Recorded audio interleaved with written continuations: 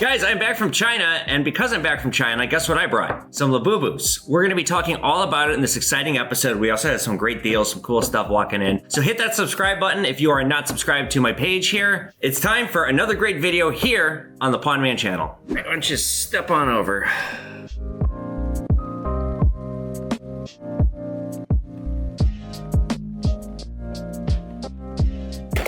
A lot of random stuff here. Yep, that's me. Okay. At the end of it here. There we go. Okay, here's that. Let's start with the inexpensive stuff.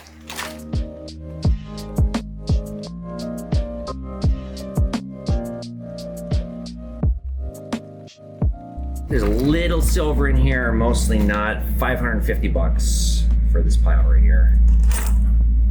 Anything you want to pick out or keep, you got questions on, just ask me. Okay, proof eagles, we'll say 55 each. I'll count the national medals on that. Junk silver, do 31 times. 1, 2, 3, 4, 10, 11. Say Franklin firefighters, we'll do 31. I do this all day, can't tell. Yeah.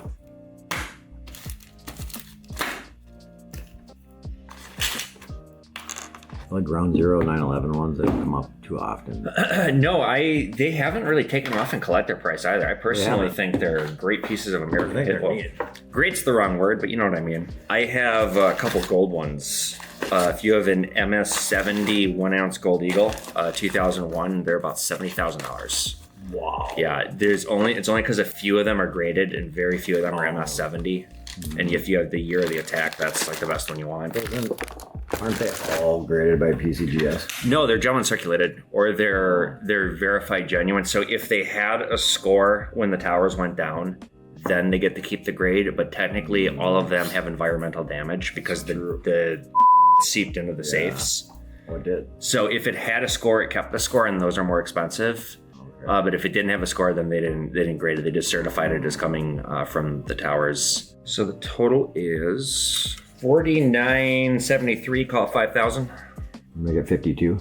I go 51. I don't want to do 52. That's fine. Okay. I can live with that. You got more stuff, you said? I have a lot more. Tell you what, then I will make it 52 because I want you to come back. Awesome. That was a good deal. I will make at least $1,000, I would think, off of that. He sold me some graded pennies, which I will be putting away. So I'm adding 4 pennies to my collection. I have well over 200 now. I just think they're massively undervalued, and I only paid them like 10 bucks each on these. I mean, they only retail for 20, but I think pennies are gonna pop, as I've said so many times. 5,200 in, I bet there's 6,200 out here. The problem is I gotta think about this too. When I leave, like this stuff is gonna be good for Whatnot, but like what does this store do? How do we buy this stuff when we don't have the outlet of Whatnot? Because we can't sell this stuff to other dealers.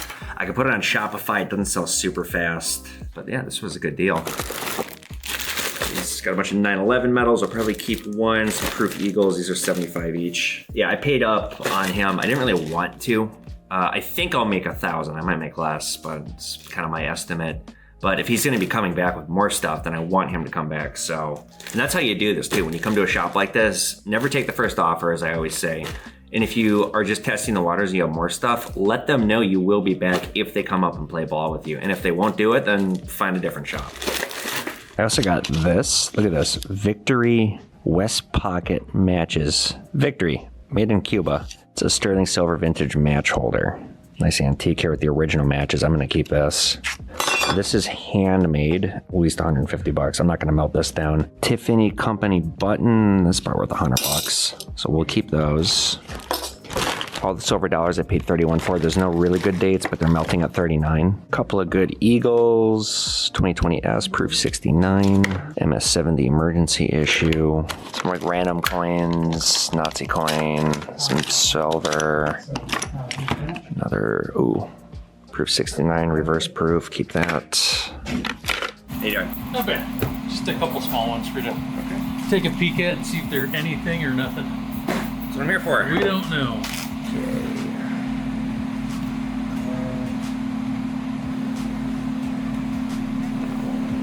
Yeah, this one's just sterling. Yep. Okay. It's easy. This one's 10 bucks. Yep. All right. I'll still buy it if you want. All right. Yeah. Just 10 on that one. Okay. Perfect. 925. Same with this one. It's $10. Okay. This one, however, is gold. Be at 200 on this one. Okay. So 220 for everything. Yeah. Let's do it. All right, I just need an ID. I appreciate you coming by. Hey, thank you. Would you be interested in something like this?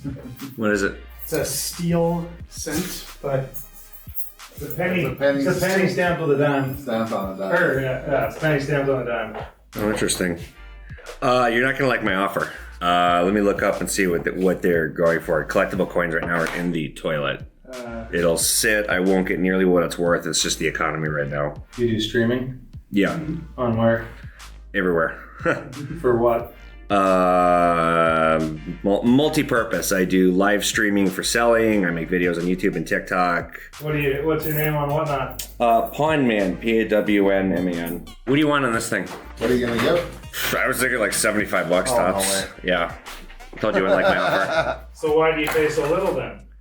because I'm a business. I want to make money. The way, based on my experience, I run everything at $1 and I'm getting 40% of gray sheet tops. So then why do you do it? Still a profit. I'll look you up on whatnot. That's where we buy. Yeah, here's all my cards. I'm on TikTok and all that crap, you know. Bet I got more followers than you. I have 1.2 million. Oh, I got 41,000. Yeah, that's what I thought. What the hell do you do on there? I'm Pawn Man. What a bunch of assholes. Yeah, I'm sorry, but we have 41,000. Bitch, I got 1.2 million.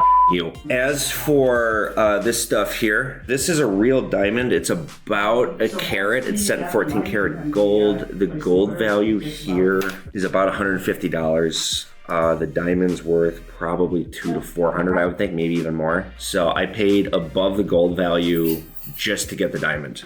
Really should get a proper diamond test on it. Actually, I don't know for sure if this is real. I think it's real. If it's real, it's a nice diamond, and I've never seen a fake diamond in real gold. This is real gold. So I'm gonna pop out this stone, melt down the gold. I'll send this to my wholesale diamond buyer. So yeah, it won't be quick. I'll make probably about 150 to 200 on this deal. Let's briefly talk about platinum, because platinum has done quite a lot along with all the other precious metals recently. We've talked about it before, but let's do a little refresher.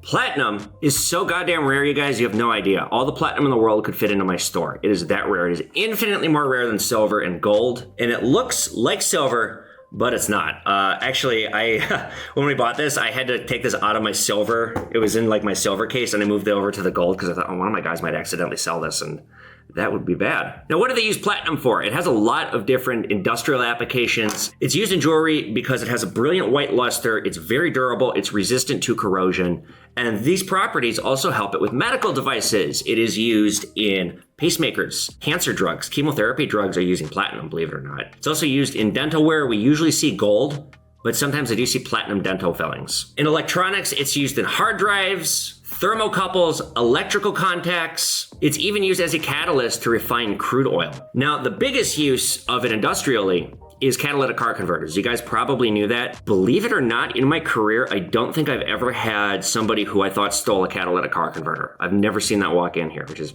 interesting because that's probably something a lot of people think of, but I just haven't seen it. Now, the electric vehicles are actually hurting that use because electric vehicles don't need catalytic converters, so that application is starting to die off for platinum. But a new field are hydrogen fuel cells. Platinum is a crucial element in that. It's very new. But if that continues to explode like I think it will, platinum will surge in demand for that reason. It tends to have some volatility. In the last 5 years, it was as low as $828 an ounce. Right now it's at a high. As I'm recording this is $1,650. It spiked into the 1700s recently. By the time you guys are watching this, who knows where it will be. I think it's massively undervalued.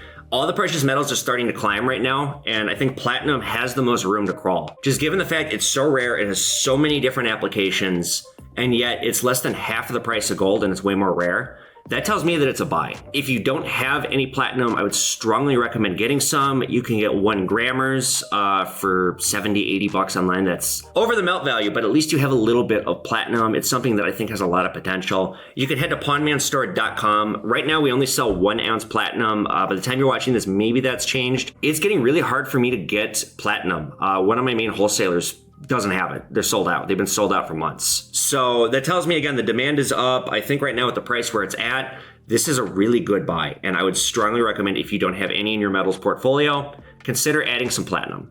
The market's been bouncing all over the place today. Yeah, no kidding. All right, let's take a look.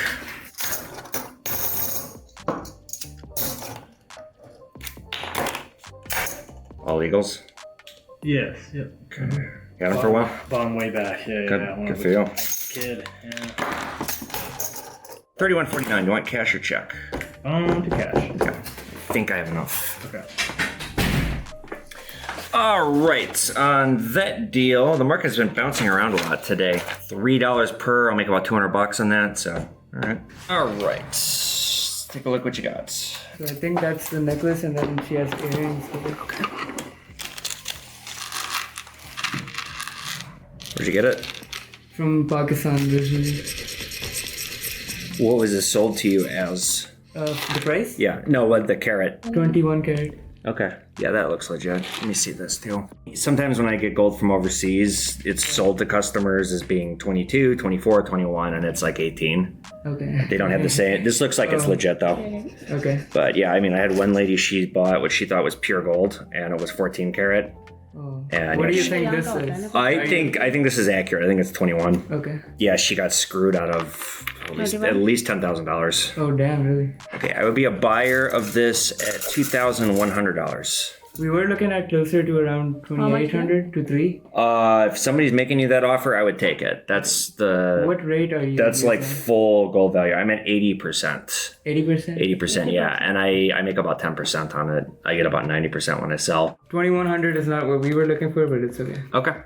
If you shop it around, if somebody has a better price, if you can get proof, I'll try to beat it. Okay. Just given the market, I don't think anybody will beat that price. All right. Thank you so much. Thank you guys. Have a nice day. Yep. You.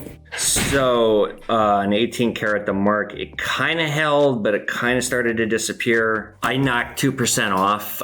21 karat would be like 91.5%, and I factored it at 90%, so 1.5%. And I used a little bit lower of spot price just because of what's going on right now. I would have made about 400 bucks on that if they would have done that, but see if they come back. All right, you guys, for this episode, we are talking all about Labubu. I got one. This is a real one from China. So let's talk about this whole trend. I've had people asking me to do this video for a while. Very interesting. To be totally honest, I didn't even know these existed until like 6 months ago. I'm not very up to date with trends. Even though I'm in China, I started to notice these, and then I finally asked, what are these things? And then I found out this crazy fad that is Labubu. You probably have seen this creepy looking gremlin thing on your feed somewhere on social media. It's got pointy ears, huge eyes, big teeth, and this is one of the hottest collectible toys right now in Asia. It's called Labubu. But here's the kicker. It's not just a toy, it's become a cultural phenomenon. And I haven't seen anything like this or the madness surrounding this collectible since the Beanie Baby face. That's the closest thing I can think of. And at the end, we're gonna compare and contrast Labubu with Ty Warner and Beanie Babies. So what is this thing? It's mischievous, it's naughty, it's chaotic, it's cute, it's cuddly, it's scary, and yet it's so darn cute. That's part of the appeal and part of how Labubu and Pop Mart got it so right with this collectible. So as I mentioned, this came from Pop Mart, and Pop Mart is a Chinese company that makes collectibles. They're famous for doing blind boxes, which you might say is a form of gambling. A blind box is, you buy the box, you don't know what's in it. Some of these cost more than others. People will buy these blind boxes hoping they get the right one. There's rarity odds too. The odds of what you're gonna get, like 1 in 6 for a simple one, they got the odds right here on the box, versus 1 in 72 for a secret edition. So Pop Mart was founded in 2010. It was founded by an individual named Wayne Ning. It was a trendy goods retailer that was banking on intellectual property and the power of social media. They went public on the Hong Kong Stock Exchange in 2020, and they have since become a multi-billion dollar company. What Pop Mart will do is they'll look for artists that have creative ideas or creations, something that they can market with intellectual property. Then they create a blind box release strategy around it, and it works really well. Pop Mart sells through branded stores. They sell through vending machines. They sell through pop-ups. They do guerrilla marketing where items will appear out of nowhere, like a really quick thing. Either you're there, you get it, or you don't. And these limited edition figures that come out, along with the fact that they sell out immediately, it creates this coveting desire to want to have it. And especially when people see what these are retailing for sometimes in the secondhand market, it has become an absolute craze. But this isn't the only hit the Pop Mart has had. In fact, they were a multi-billion-dollar company before the rise of Labubu. It's just, this has really put them onto a whole new level. Some of the characters include Demu, Crybaby, and Pucky, to name a few. And this is all licensed stuff that they have the rights for. I'm waiting for them to make a Labubu movie because I'm sure they're talking about it now. Some of the things they do to, again, make sure that you're getting something legit and to stoke the collector craze. You have certain copyright features on these boxes. Example, there's like holograms right here, serial numbers, and the fact that it's in a blind box. When you go to sell this, if you open it up, as soon as you open it up, you've ruined the novelty of gambling. And unless you have one of the rare ones, you've kind of screwed yourself out of the price. And even if you have one of the rare ones, part of why people enjoy this so much is they like that satisfaction. It's like a slot machine. You pull it and you watch it go beep, beep, beep, beep. Did I win? Did I lose?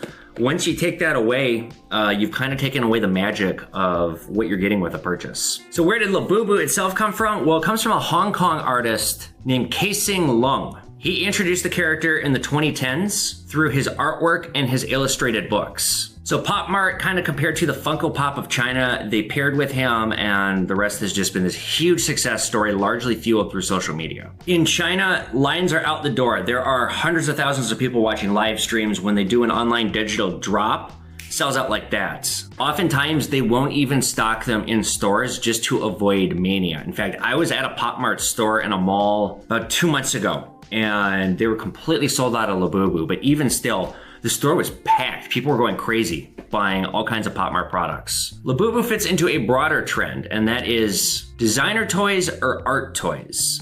Kind of a blurry line here. They're small batch collectible figures made by artists rather than mass produced. They don't just pump them out. And that's something that's killed a lot of fads similar to this, is the overproduction, oversupply. It can tank a collectible market instantly. Now, if you're gonna be Labubu hunting, you need to be aware of Lafufus or fake ones. Number one, you need to be aware of box quality. Is the quality high? Is it printed with vibrant, sharp colors and designs, or does it look flat? You need to have clean edges, clean lettering, nothing blurry, nothing faded. It's gotta pop, because they put a lot of quality into their products. So obviously it's like a Rolex, they're not gonna half-ass it. You're also gonna look for seals and codes and holograms. Labubus come with numerous counterfeit detection devices. Once you do take it out of the box, does it have a crisp, smooth finish? Does it look well made, or does it look shoddy? They take their time. Because the quality is controlled and they don't make that many of these, they're not gonna make them poorly. And counterfeiters usually will botch the rare designs because there's more money there.